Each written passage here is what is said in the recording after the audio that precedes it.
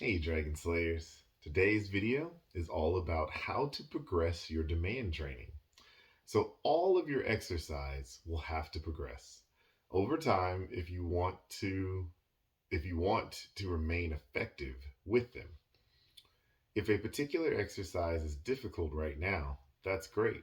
It is this struggle that allows you to place the highest tension in your muscles for the longest amount of time possible.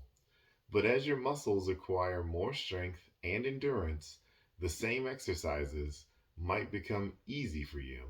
And then it's time to make it more difficult somehow. Luckily, it is pretty easy to make any exercise more difficult. First of all, you can simply do the exercise more slowly, taking a lot of time to do the exact same move. Look at the push ups, for example. Let's say you're pretty good at doing push ups, and 10 push ups is very easy for you. You can progress this exercise by slowly pushing up 30 seconds up, hold for 30 seconds at the bottom of the push up, and then 30 seconds back down. Just try it. Suddenly, what seemed like a very easy move becomes a maximum effort challenge. Secondly, you can focus on absolute perfect form. Try doing push ups with sloppy form. Poor range of motion, elbows wide apart from your body, sagging hips takes a lot less energy than good form. Now, try a push up with perfect form. Tighten your body as much as possible. Keep your hands low and close to your chest, elbows in. Make sure you go all the way to the bottom of the push up and your nose is kissing the ground with each one. Your entire body should be as rigid as a board. You feel the difference? You can make any exercise ridiculously more difficult by using absolutely perfect form, full range of motion, and slowing down the cadence.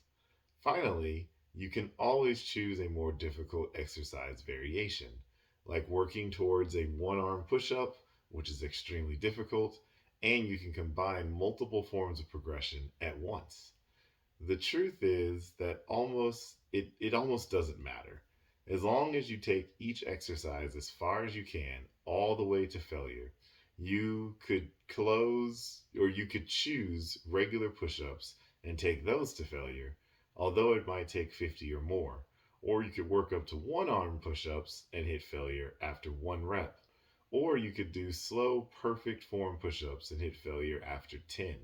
In general, you ideally want to keep things somewhere between the 5 to 10 rep range. But to be honest, you can make almost any rep range work as long as you max out the intensity of effort and go all the way to failure. So, as you've probably seen if you've been keeping track of my last few videos, demand training is all about training to failure. Everything is failure, failure, failure. And demand training primarily focuses around calisthenics, which is body weight movement. I am not an expert at calisthenics. I've done very little calisthenics in my life, so I can't truly speak to it. But this is what the protocol calls for. I personally love weights. I love free weights.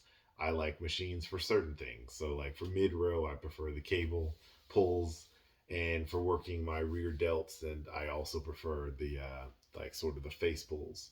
But other than that, I do free weights for every other exercise, and I guess leg press is also a machine. But other than those three exercises, all my other exercises are free weights, and I don't. From the research that I read, when it comes to lifting with free weights or machines, you don't actually have to go to failure in order to get the benefit. The thing that I do love about the PE protocol is the isometric. So when you're holding, there's a certain type of strength, right? So now in my training, I've started incorporating isometric holding and negative training, where you're training on the decline instead of the force movement. You're training on the retracted movement. So eccentric would be pushing if I'm pushing out or up, and then um, isometric is basically holding it. And sorry, I said Concentric is when you're pushing, eccentric is when you're letting it drop back down. And so, yeah, that is what I find works best for me. I incorporate certain elements of this, but you don't have to go to failure every time if you're doing free weights or machines. So that's what I've got for you guys today. Don't forget to like and subscribe. It helps the channel out so much. And you can support me at Patreon. The link is in the description below. Remember, guys, together, you and I will slay the dreaded diabetes dragon.